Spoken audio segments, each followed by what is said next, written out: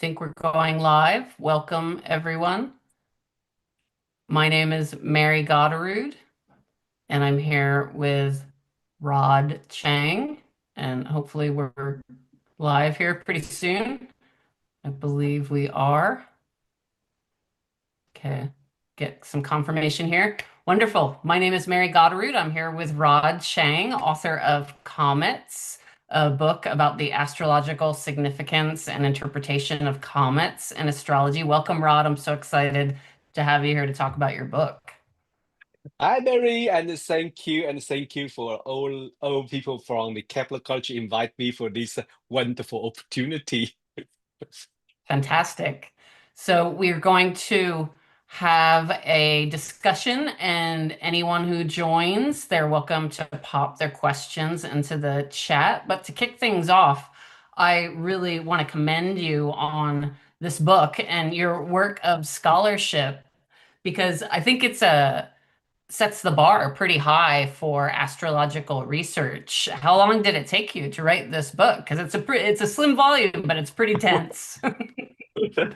Well, in the beginning, I wasn't prepared for a book, to be honest. It was beginning from a kind of a curiosity. I asked myself how astrologer interpret comet, because when someone asked me question nearly 13 years ago or 14 years ago, say, what does comet mean? And that during that time in 2013, and then there was a comet in the sky, and then journalists asked me about the comet meaning in astrology. The only few word I can give to them was a disaster, catastrophe, nothing more than that, and I feel a little bit ashamed about myself. So I say, why I never learned that before? Why my teacher never told me that? Then I start to say, okay, let me go back to dig, because at that time I was study as so-called at that time we call it more than psychological astrology. So now it's more like archetypal or a little bit more focused on the human psychic and the mindset and thinking. So that was very interesting, and I just wrote a short article about it and published on the astrological journal that time.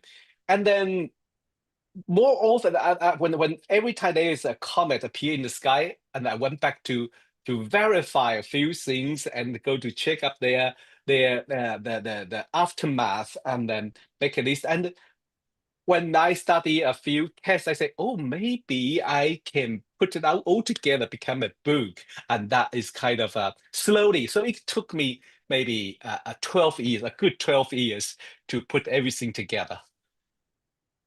That's a long time, and you can tell from because the case studies are so detailed and the historical research is so well done. I really was fascinated by the level of depth that you went into. What was your angle with beginning to conduct your research? You said you found a couple cases that you thought the traditional interpretations of comets applied, and then that was sort of your entry point into it. Yeah, yes, indeed. So the I think the first was like I tried to collect all the information I have from the like ancient book, because during that time, if I ask a few of my teacher who teach in the so-called modern astrology, psychological astrology, they say they have no idea. But I some traditional astrologer remind me at least you can find in Kepler, no, not Kepler, sorry, but Ptolemy's book. Mhm. They mentioned about comet. So I went there, start from there, and then William Lilly. So few traditional astrologers, especially our dear friend Marcus, helped me a lot. He always, Yes. we call him walking Wikipedia. So he remembers certain book like William Lilly and Ptolemy. So I start from there, and then I try to kind of uh, verify or start do the case study with their idea, and so that is the kind of a um starting point for me to to start to examine them. But while I examine another side of me, the Aquarius side of me, uh, jump in, say, uh, yes, those things are good, and a few things worth to pay attention. But I quite like to give things different meaning, especially not always catastrophe or dark and gloom. I like something Which inspiring or from a other. lot of Uh, the a lot of the older interpretations are very doomy, right? Like that's the baseline, right? You do yes, a review yes, of the historical yeah, lens of all these different traditional astrologers, and they're all pretty negative, right? They're all harbingers of yes, doom and yes, destruction. yes, Nobody has yes, yes. a good take on comets. So I was Very appreciative few. that you were that you and I don't think it was you weren't stretching yourself to try to find alternative more positive, you're not going Pollyanna on us, right, in your book, right? There is solid evidence that there are alternative interpretations of comets, and I appreciate that. Oh, So we thank you. can not to be brought down whenever a comet appears in the sky and think it's going to Yeah. mean something. Yeah, so from that point of view, but when we try to give some new meaning, of course I can say, oh, I feel it could be like this, or I guess it could be like this. But when you put it into the word, somehow I doubt. I say, before I say that, I should find more example to support my idea. And that is kind of like you say, the research site jumping. I say I couldn't say a comment related to innovation or comment related to mind function without give a good example, a few comet shows these, in their case study. So I kind of that's why I went back and studied nearly well, maybe I can say, well, I don't want to say 100 because that not many comments I can study. So a good 50 comments, and then try to find out what does they about, and that's why I come some ideas. It may suggest this, it may suggest that. And so you seem to be able to link, and I think effectively, comets to being a disruptive force. And maybe that's not necessarily a bad thing. There's a lot of innovation that happens when comets appear in the sky, and you have a lot of research to back that up. It, was that a consistent theme? Like it wasn't too much of a stretch to find that? No, no, honestly not, because yes, the comment usually suggests like kind of a disruption, and because we suddenly we suddenly see comet in the sky is a disruption, because like for example, like today all the astrologer and astronomer are talking about the six planet parade in the sky after sunset, Yeah. and everyone say, Mhm. are you going to see it or something? So this is a harmony, this is predictable. That's how one part of astrology function, to reassure people things working in a harmony way on the orbit, and suddenly it changed some, and suddenly a stranger run into our system, bang, like this. It's like it's our cousin, and then you just like, oh, I'm just popping because I want to. And you're just like, why are you here? So when comet appear in the sky, is kind of disruption, and it make us to maybe somehow to think again why we are doing all those things. Why we are doing all those things? Is there a meaning? Is there a force behind it? And it is true that every time there's disruption, may destroy some pattern, some pattern that we are maybe not appreciated, or maybe we are not aware about it, or we don't know why are we doing that. and we can reorganize again, and sometimes we can start something new, totally new. And those examples, I think I can nearly find in every single comet. Wow. Wow. And so for people who are joining us, let's talk about comets. Now, they're sort of these objects that come into our solar system they have these Yeah. really long orbits, correct? And Hmm. so they're not predictable on a human time scale because they Hmm. have such long orbital periods. Is that and they're go really far out past our solar system and then return? Some of comet, yes, most of comet we're talking about, because if we talk about those bright comet, those comet draw our attention. Like for maybe lost maybe 2 3 years, we since 2024 we heard about us, like they would say that once in lifetime, or comet, this comet take 10,000 years to approach us. Well, yes, those long period comet come from like an Oort cloud or even further, or like an interstellar comet. They are really far beyond the solar system's age. But there is some there are some comet are short period comet. They orbit they orbit some maybe with like a 2 or 3 years, so they complete their circle every 2 3 years. So those are comet. For example, it is a interesting thing I learned. To be honest, I'm ashamed about myself. I love one asteroid, a very famous one, especially we use quite a lot in England. Chiron, Chiron, Chiron. uh, Chiron. Mhm. Yeah, Chiron. When you learn Chiron, you will be introduced. Chiron is a asteroid like ish and like a have the comet character. And then when I study comet, I just learned Chiron also has a comet destination number. That means Chiron also categorized as a comet. So the astronomer give him give Chiron a destination number called 95P. P refers to periodic comet, and like 1P Halley's. So it's the first periodic comet we ever know, 1P Halley. So Chiron is number 95. So Wow. they Yeah, all that blew come me from. away. I didn't realize that Chiron was considered to be a comet or have qualities similar to a comet. You're feeling exactly how I feel when I learned that. Oh my God, the one thing we use it, especially I use it intensively and love Chiron.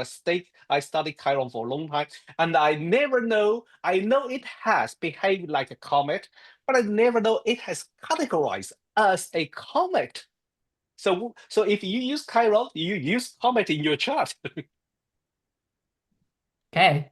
And so when you started studying comets, you applied them not only to a mundane interpretation, but also you look at nativities and people's natal charts and in your book, which I thought was really interesting because I had only heard of them being used in traditional astrology regarding mundane events. So you have some really great case studies with Steve Jobs and Agatha Christie. Julian Yeah, Assange is another yeah. really interesting one.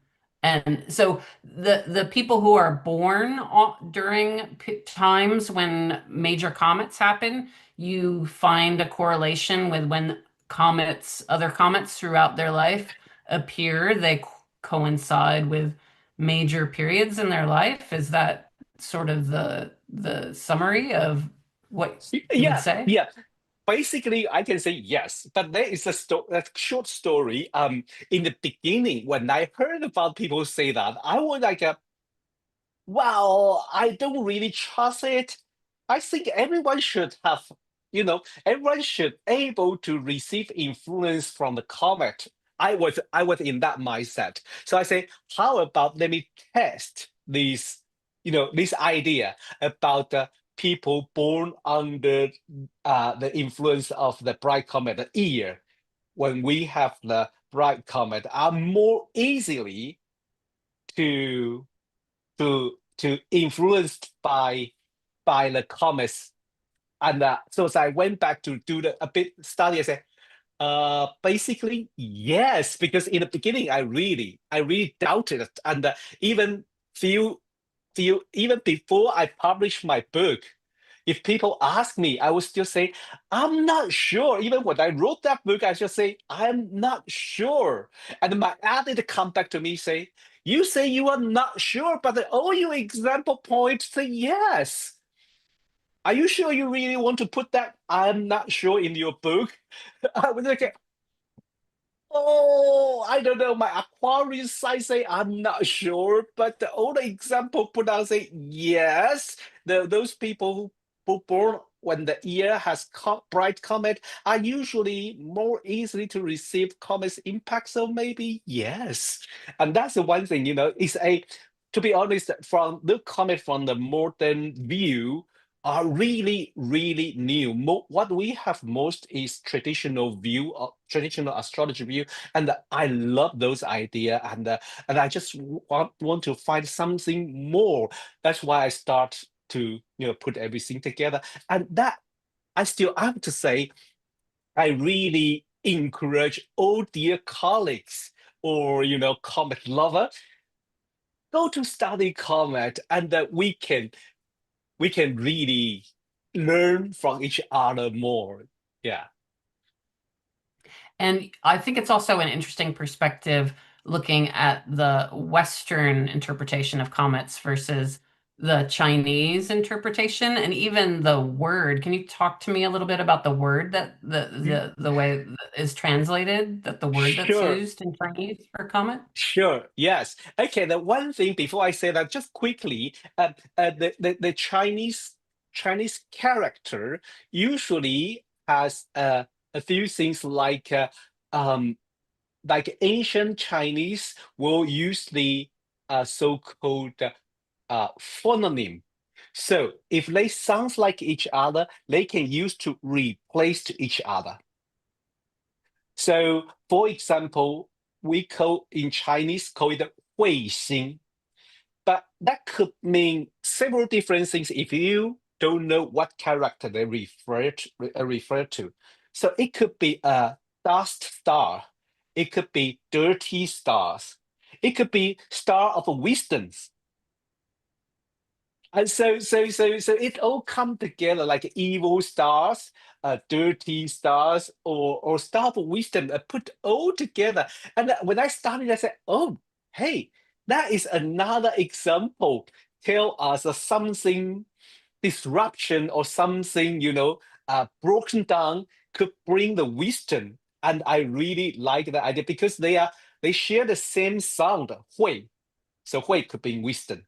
Mostly we talk about wisdom, but it's a name we use to call comet.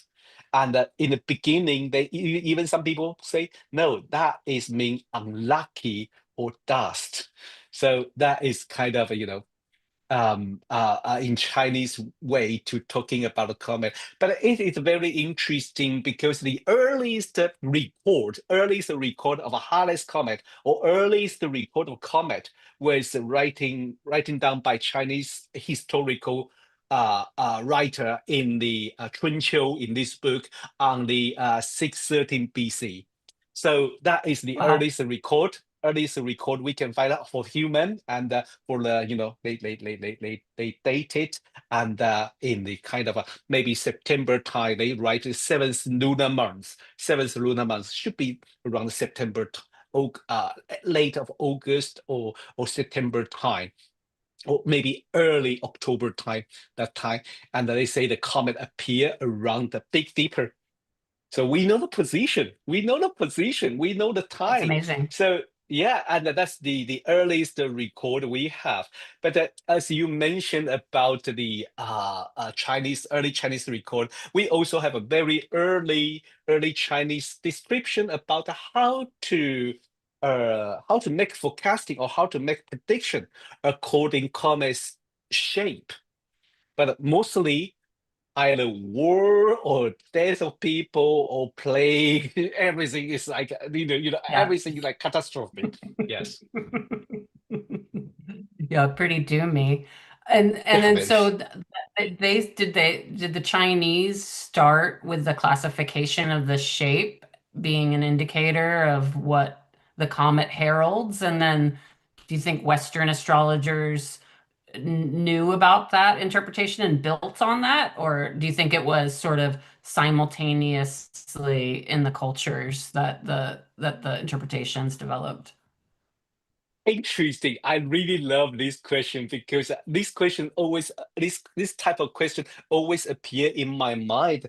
When I was in university, I studied the ancient Chinese literature, and some of the, for example, let me go back to basic astrology. Astrology meaning of the certain things like about the sun, about the moon, about the Mercury. In one particular ancient Chinese literature, talking about truths, talking about the planet or god or goddess, how they behave, and some scholars suggest it sounds very similar as what they describe planet and the god and goddess in Mesopotamia.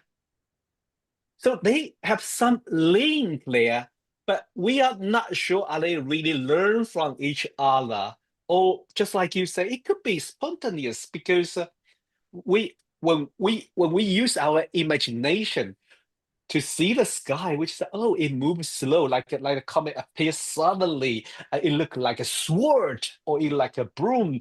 It might suggest something like people going to be killed or something. Should I share something with you? I have the image about the ancient one. I find see if I Please. can. Yeah, if I can share, just like a very very short things here. Let me find it. Um,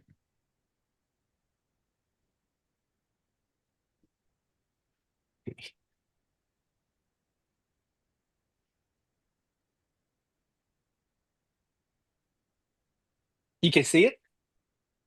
Yes.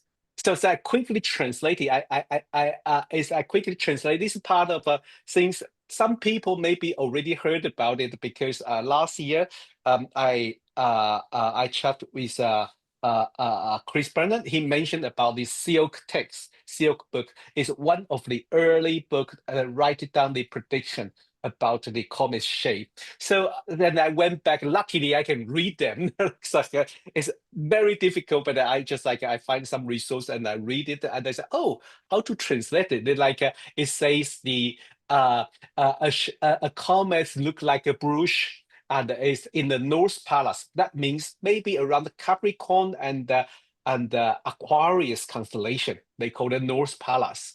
It suggests many deaths and then or some comets look at like stem, like the wheels or stem and the rays of military.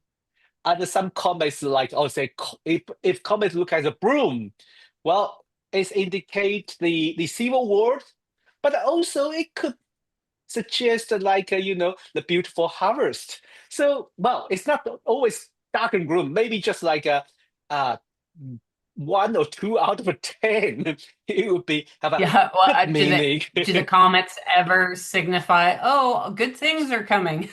We're gonna have a bountiful Yeah, harvest, or yeah, just happy one. times. Yeah, happy time, but no one going to eat it. Yeah, so this is like a very interesting. I translate this and this book may can date back maybe around like a 3th century BC to 5th century BC. So this is the Wow. things I like to share with you as you mentioned about it. And this is part of a divination. This is part of a divination and how do I stop? Oops, wait, oh here. Yeah, this is part of a divination they work on, and I think the Western astrology does the same. For example, I think the if people want to know more about this, go to look on Dr. Ben Dyke's book, World Astrology. Book one, there's a comet part, and he did tremendous study in the like how ancient astrology from the Abu Mashar and a few other ancient astrologer, also Guido Bonatti, how they describe the comet shape and how they make the prediction based on it is a very, very, very useful information because it is very interesting. If we use our imagination to see the comet, they usually give you some idea. Right. Yeah, it's interesting in your studies, in your book, you outline sort of the criteria that all the various astrologers through antiquity would use to assess what the exact meaning of the comet was for mundane purposes. And you look at size, shape, color, Yes. constellations, the constellation that it's in versus the sign, right? Because they can be Mm, different, as we all know. The yes. planets they pass by, right? The direction the tail points, I thought that Yeah. that was an interesting one. Like that will give some information. Out of all of those in your case studies that you did with historical research, is there any criteria that you thought was more impactful or you would weight more than any of the other ones? Okay. Uh, well, I think shape is the one. Shape is the one. Shape, but also as a I I I study astronomy and I love constellation rather than stay on the eclipse belt. So I think the constellation itself give us more give us more things to talk about when we study comet because that is one thing comets are different from all the other planet on the ecliptic because there's a famous astronomer say this, and I think many cat lover will love this sentence. He say comets are like cats. They all have tail, but they go anywhere they want. So Very image cat-like. yeah, really like cat character. So maybe we can add this. We can add this part in our interpretation next time. But imagine when we do our observation in the sky, for example, Mercury, Jupiter, like we're talking about the planet parade, they all walk along the zodiac. Those 12 or 13 sign people talking about, they're from Aries to Pisces. But they are, at least we say, whole sky, the modern astronomer, we give them 88 constellation. There are some constellation that planet never go there, but the comets can, like we say. You will not see a planet appear near Ursa Major, Big Dipper, but comets can do that, can go there. So it expand our vision, expand our imagination, and it also gives us some indication that we will never um, think about it, or we will never relate it to them. So when comet go beyond the ecliptic, sometimes go to maybe like Ursa Major or Cassiopeia's, it gives us some idea, and we can make a forecasting prediction based on it. So I don't usually bragging because I mean, I like study, but rather than say I predict this, I predict that. I just feel like I'm not comfortable because what if next time I haven't predicted? What people will come to, call me out and say you didn't predict this. But I want to share something with you. I want to share something with you that was my study before COVID, and I will tell you, I didn't really predict COVID. But something interesting I say are happening during that time. If I can find it, yeah. Yes, here. Okay. Um, Let me share.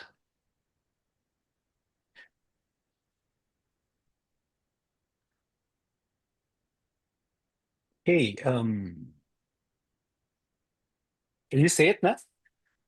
Yes. Yes. Okay. I did a snapshot from my website.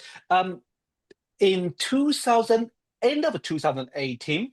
And there was a comet called Comet 46P Wigner appear in the sky, and it could be visible just for maybe a week, just around like between Christmas and the New Year.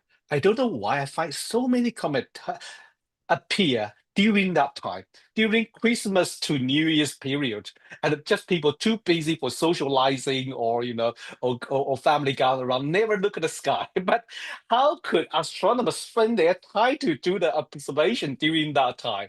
And then this comet appeared that time, and it moved from the Eridanus constellation and then moved toward to north, and finally moved past by Auriga constellation, and also one particular place called Fornax, and that constellation, let me move here. Fornax. It was appear first to be seen on the 20th of November, and appear in the constellation Fornax. So I was like, Fornax is the instrument. Is not a traditional constellation. It's a modern constellation created around the 17th century by Dutch astronomer, and is he given name as the chemical engineer instrument. So I make my prediction just based on this is a chemical engineer you know, tool. So I say maybe something related to, so I write it down, say something related to the chemical engineer, chemical industrial, include the pharmaceutical, and and maybe some important discover disease can shock, or some shocking news, can has impact. And we have next year, 2019, we have COVID-19. So I don't want to say I predicted it, but I did predict the change of a pharmaceutical industrial. How often we can like when in the normal time when the FDA going to approve a vaccine, usually take them 10 years or more than 10 years to Yeah. approve something. And that year, just with Operation one Warp year, just Speed. with one, Yeah.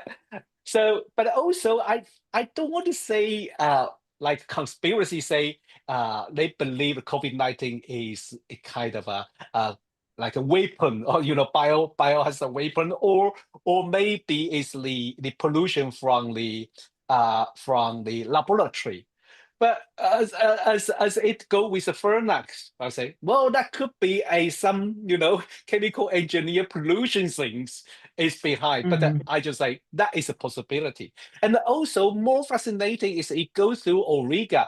This constellation suggests chariot. That means car. Then I make a kind of prediction, say, well, we may have something to do with the free of movement.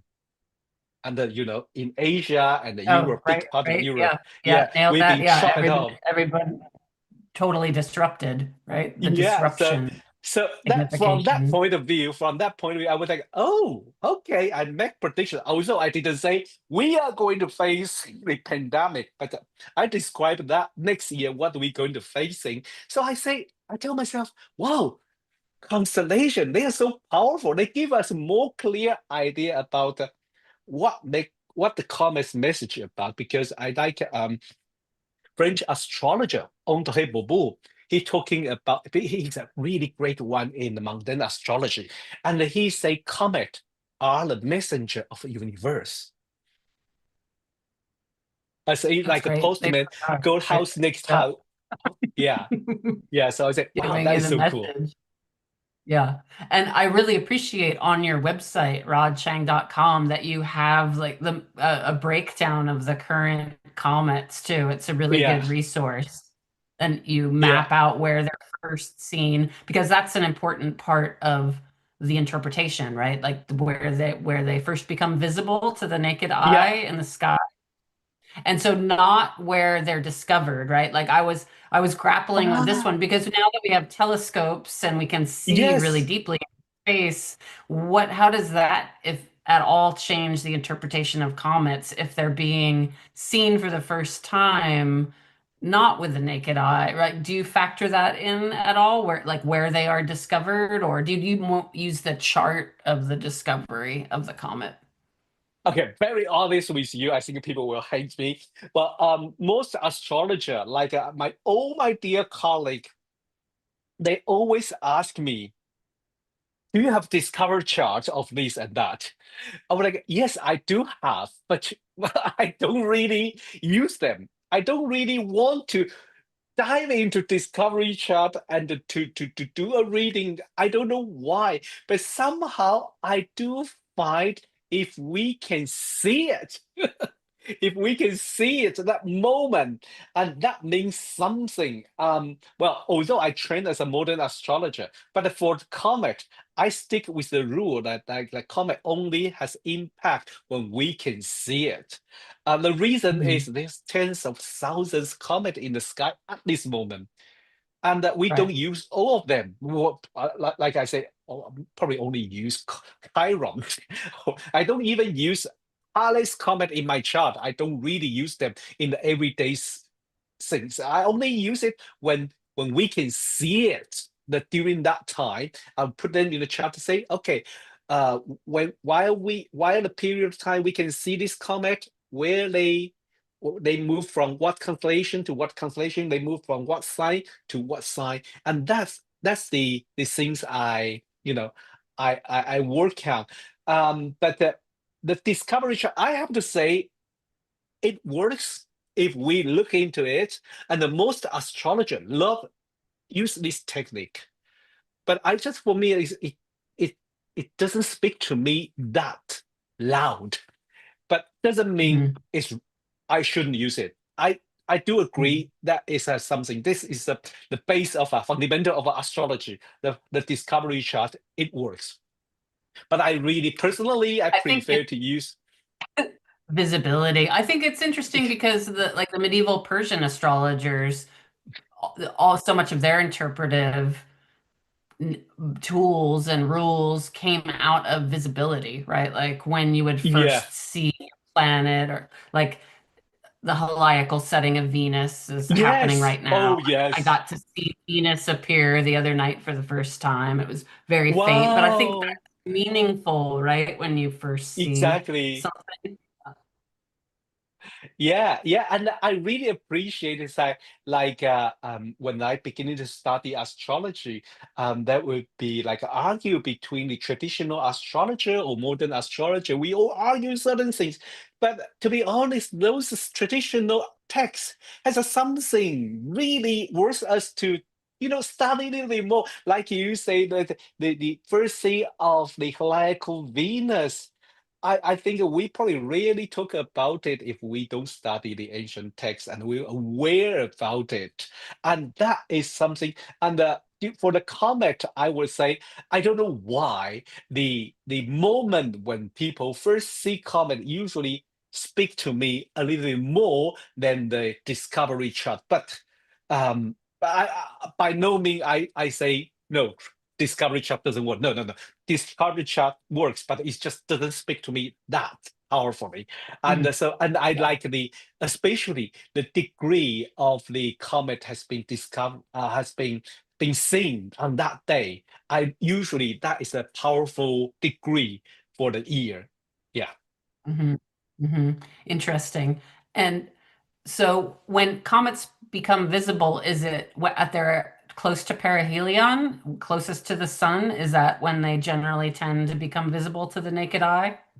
Yes, usually we can see comet, depend on how bright they are, how big they are. But usually is around the perihelion time we can start to see the comet, and usually is perihelion. After perihelion, comet are brightest. Would become the brightest time. So the we would say the impact of comet would be in an astrological view. The impact of comet would be more powerful during that time. During that time, and so usually it's like when we know the date of perihelion, then we can expecting when are we going to see comet. Awesome. And so there were a lot of comets that became visible through a telescope at the end of last year, but I don't think we Mm. really got any that were visible to the naked eye, even though people were freaking out about Three Eye Atlas, right? The Yeah, interstellar object. Like that yeah. created a huge kerfuffle. What's your take on Three Eye Atlas? Yeah, exactly. I think you probably know what I'm going to say, because 3i is a particular comet that everyone talk about, and nearly my book was published that time, all the colleagues say, tell us more about 3i, and they feel a little bit let down when I say I didn't really study it. I said, why? Why you didn't start it? I was like, because it's not visible. What do you mean it's not visible? I mean, it's not visible by naked eye. And so far, I only work on comet that can be seen by the naked eye. So, but to be honest, as everyone asks, all the school or organization, when I give a talk, they say, tell us more about 3i. I have to work on it. I have to work on it. Even, even I don't really believe it will be as powerful as, so those comments we can see with our eye. But however, I mean, in the maybe say in the metaphysical level, this comet, like, oh yes, go back to the moment when I published my first article about comet, and my dear mentor, my dear teacher, Carol Taylor, who is the also the president of faculty of astrology that time, and she questioned me one. She say, so, there are so many comet there. So you only mentioned about comet that can be seen, but how about those comet cannot be seen? Oh my God. Maybe it's like those asteroid or outer planet we can see in some way we can interpret that their impact will be more like subconsciously, unconsciously working underneath of our consciousness. They still working there until Mhm. they show in their light. Then we make us aware about it. So these 3i last year could work underneath of our collective unconsciousness, especially we all heard about the rumor, some even the ex-Harvard's astronomy chair of Avi astronomy Avi department, Loeb, yeah, wasn't Avi Avi Loeb Loeb, going on every yeah, single YouTube channel saying could yeah, be a UFO? It was very sensationalized, right? yeah, and I would say he's right. He said could be. He didn't say definitely. He said it could be. So he just say, I think I agree with him. He just said, let us open our mind. There is some certain unusual thing. To be honest, even when I check the the the path of that comet, I I can also feel like it is unusual. It is not Mhm. really usual. Comet is like behave itself, work along the ecliptic like a straight line, like a straight line like that. And I'm like, that is unusual. And at the same time, another comet, if I remember correctly, another comet called Comet Swan, work opposite side like this, and the two comet working this way. And like that is unusual. That for me, that is a little bit Right. And spooky. what are the But chances of that happening? What are yeah, the that's statistical it. odds of that happening, right? Yeah, so Outlier. I don't want to say that's alien ship, but I just think that is unusual and the worth us to pay attention. And the both comet passed by constellation of Virgo. So now we can do a study about the, Virgo theme. Virgo theme could be working class people, could be agriculture. That's the, Virgo constellations, meaning the goddess hold the wheat. So could be caretaking, because in some mythology, this Virgo is like a Mother Mary hold Jesus in her hand or something. Hmm. So it could be all the Hmm. different image. It could be all the different image, but we can make our interpretation. But that's us bear in our mind that maybe seems related to Virgo, could have an important impact, you know, in this year. Hmm. Hmm. And so it's usually like the next year after the Yes, comet is sighted that it has its effects are felt.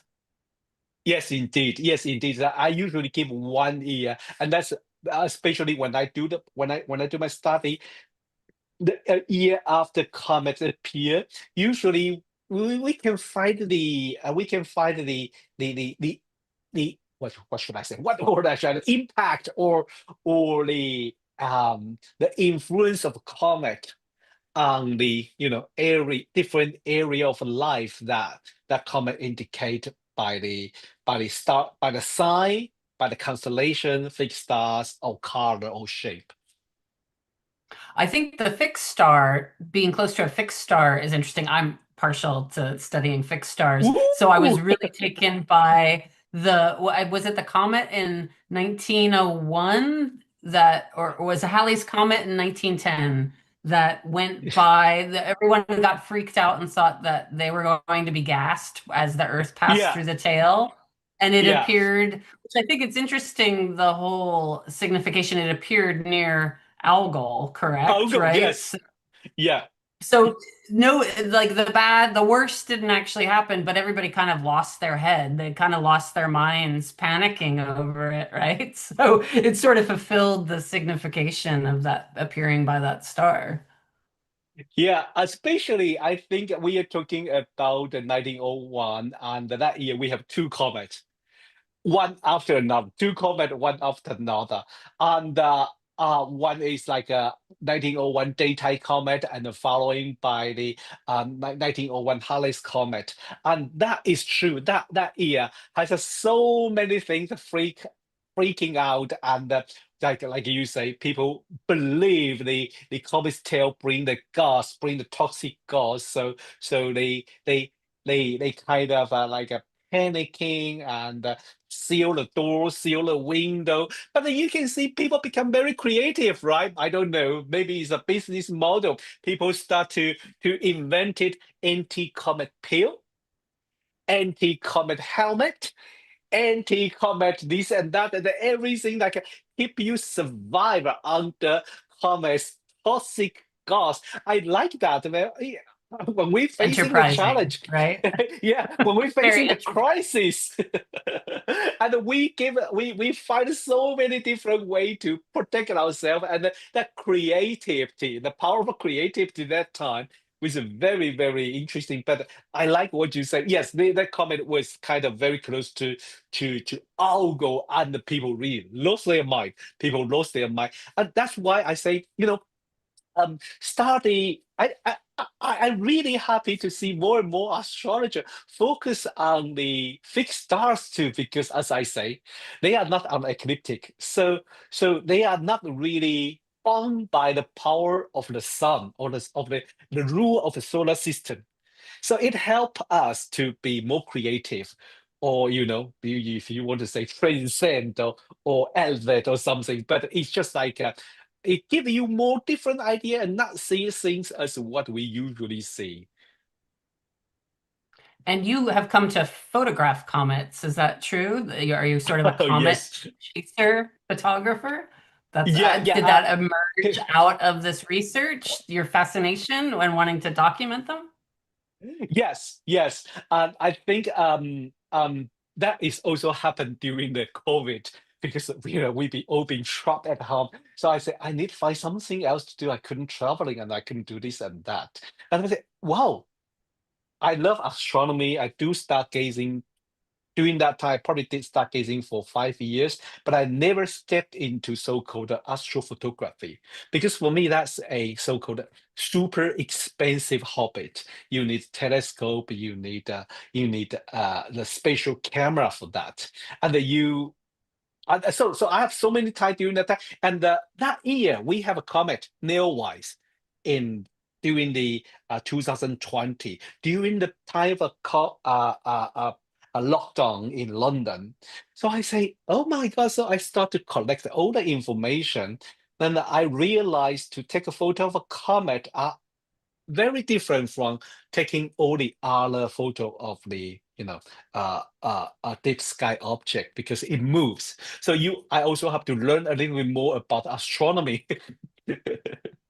and how to take the comets. For some people, it's like, well, you just align your camera toward the comet and take it. Yes, if you want to have a better photo, you need to take maybe like 100 of them, and we call it stack them together.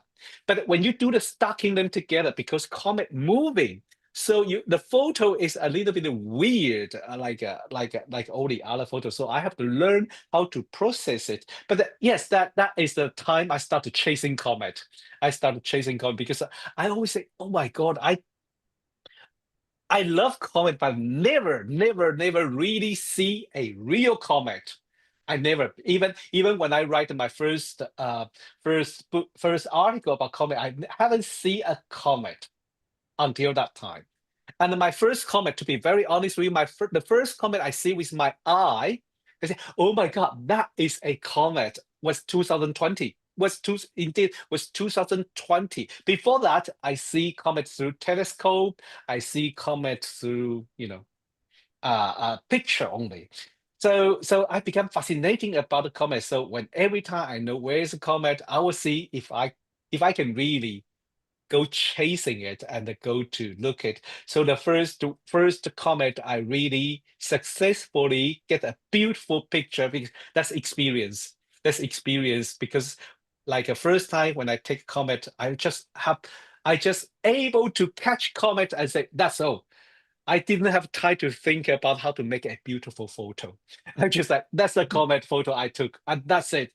And the next time I say, okay, I can calculate the location, time, and then I try to capture the beautiful photo. So I can share with you one of the photo is also my book cover because I share with the my publisher and say, should we just use this, I was going to this ask you if this was your photograph. That's awesome. Yeah, it's a beautiful picture. Yeah, it is.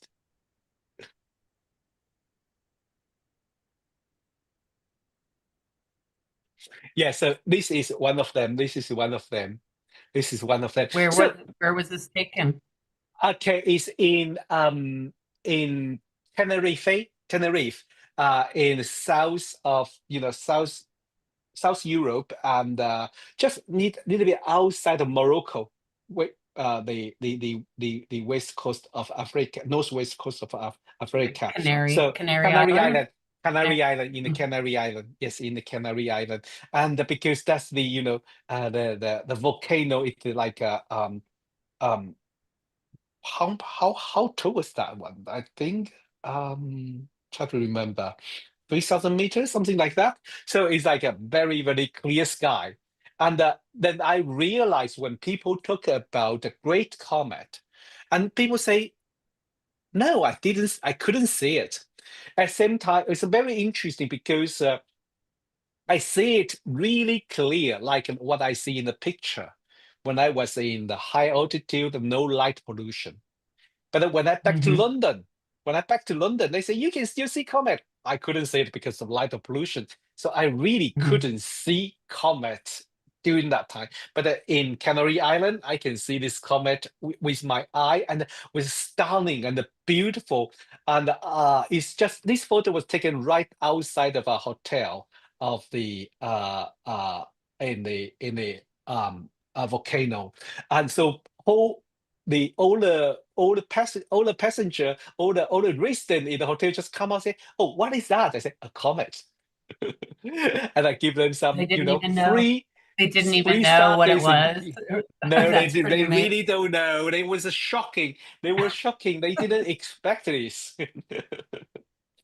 Well, I've seen comets in the night sky. Like I think it was Hale-Bopp in 1997. Was Ooh, that the lucky comet then? you. I could see it. I went camping on the Northern California coast and I could see it. So I have seen them. What I haven't seen are the great comets that like supposedly light up the sky. Like you can see them in the daytime, right? Like there's one that Aristotle wrote about that Yeah, was yeah. very bright that they think a whole family of comets that we experience now are they broke off of that one great comet. Is that Yes, sungrazer? yes. Sungrazer comets? Yeah, yeah, yeah. Sun Grazer Comet. Yes, so that is true. I think that must be a huge comet that time, and the fragrance of that comet caused the Sun Grazer Comet during this time. And do you know this year we may have one this year in Yes, April? I know. In April, right? The first week of April, there's a really Yeah, big Kreutz comet, they're called, or sungrazer yeah, comets. yes, yes. So it's It possible, it's lives up to it. possible. But I like Sun Grazer Comet because they are highly unpredictable.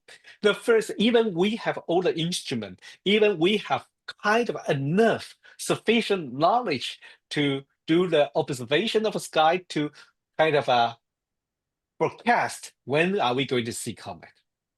But Sun Grazer, this what they say, cruise family, this Sun Grazer family, they are highly unpredictable.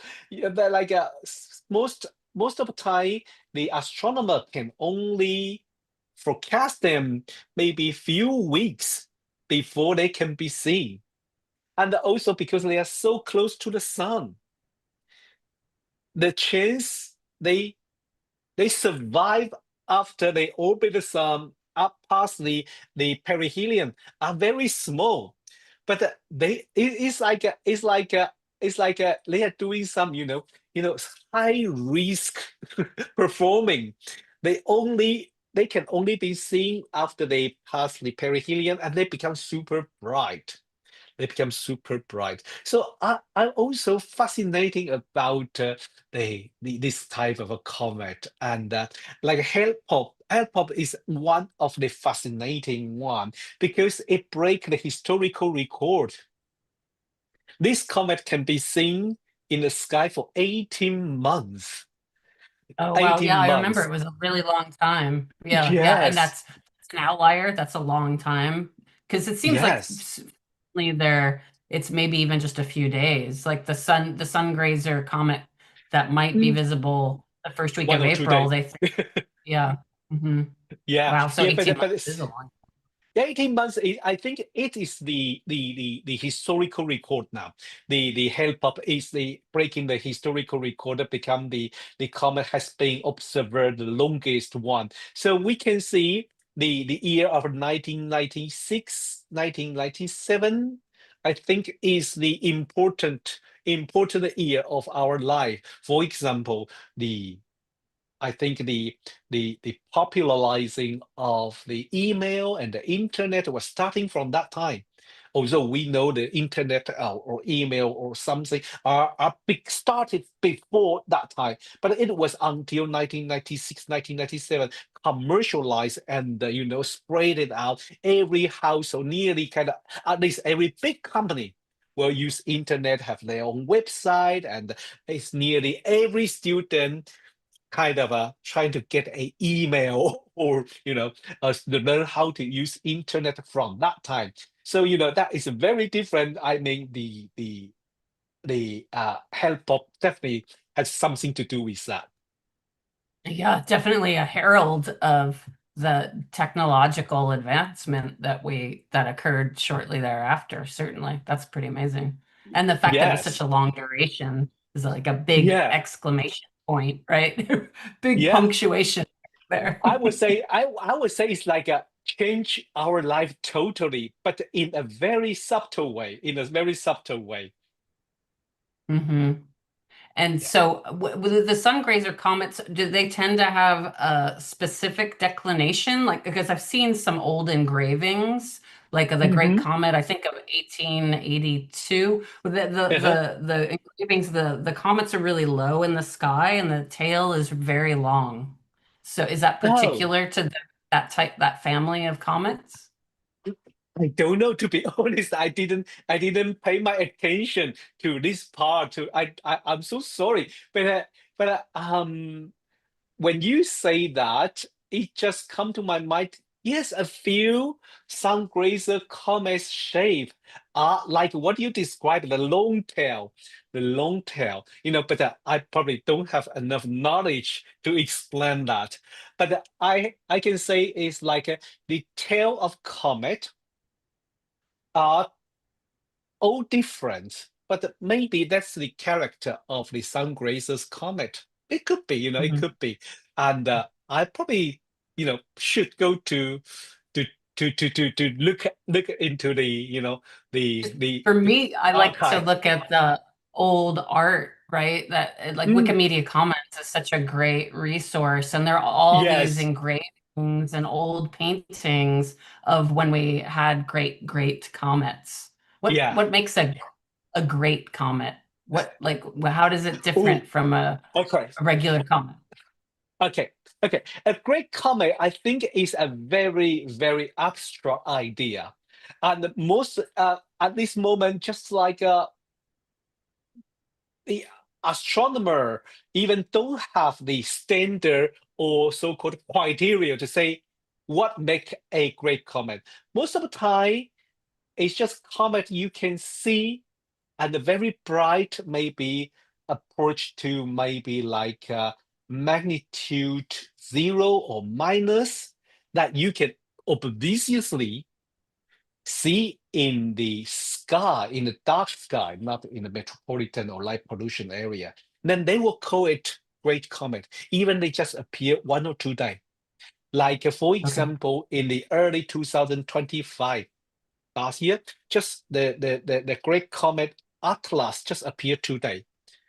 That is that is just 2 days, but it's sun grazer, and it's just like uh, no one pay attention, to be honest, but it's still being categorized as a great comet because they can see the night sky and it's super bright, and Mhm. that been put as a great comet. So to be honest, there is no criteria to say, oh, when they fit to certain criteria, you can call it a great comet. Usually it's brightness. Usually it's brightness. But Okay. but also that the how the factor of the brightness of comet is how close they are to the sun, to the earth, and and how big they are, how big they are. For Mhm. example, I think the um Hellpop is pretty far away from the earth, but a huge, so it become a bright great comet.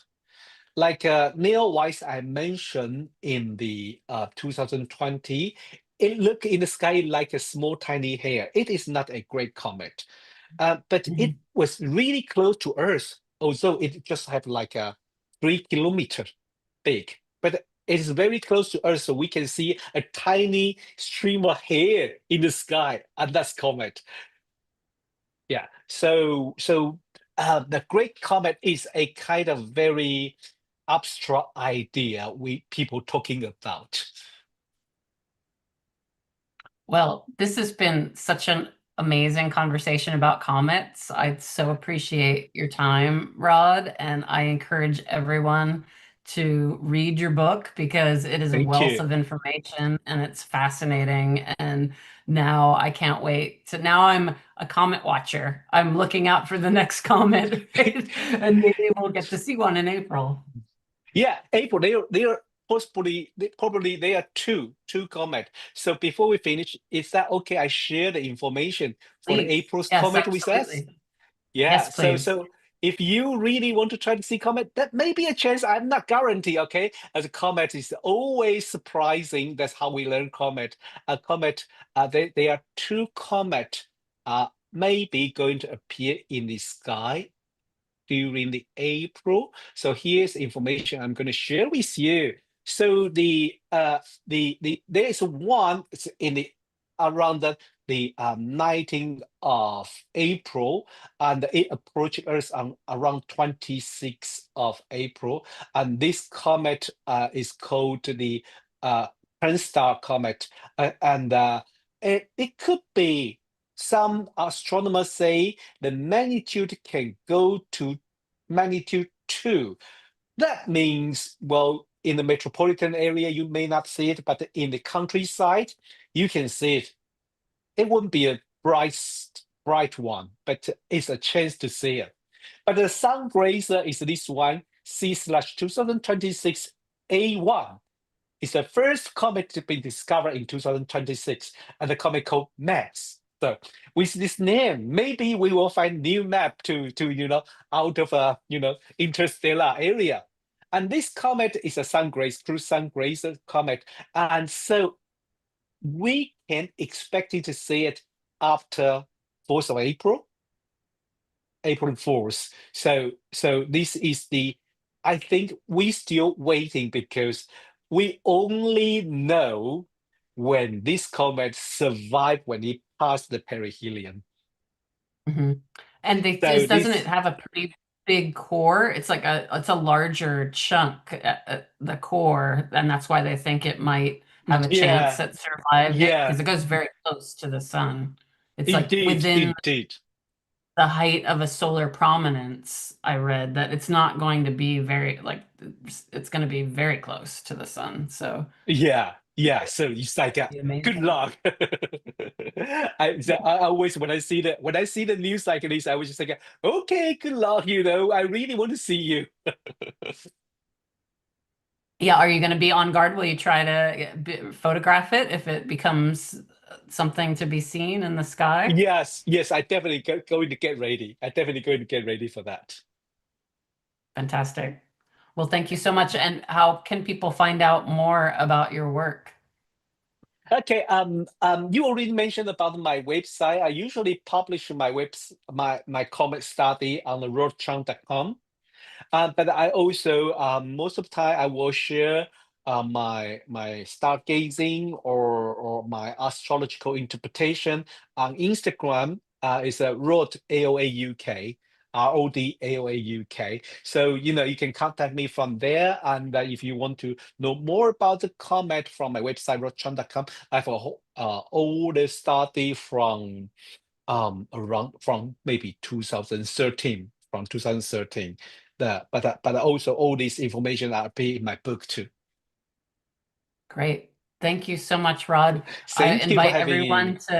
to visit Rod at his site as well as join us for the next Kepler College Astrology Book Club discussion. This has been awesome, Rod. It's so good to meet you, and I look forward to our next comment. Thank you, and thank you for having me. Thanks everyone.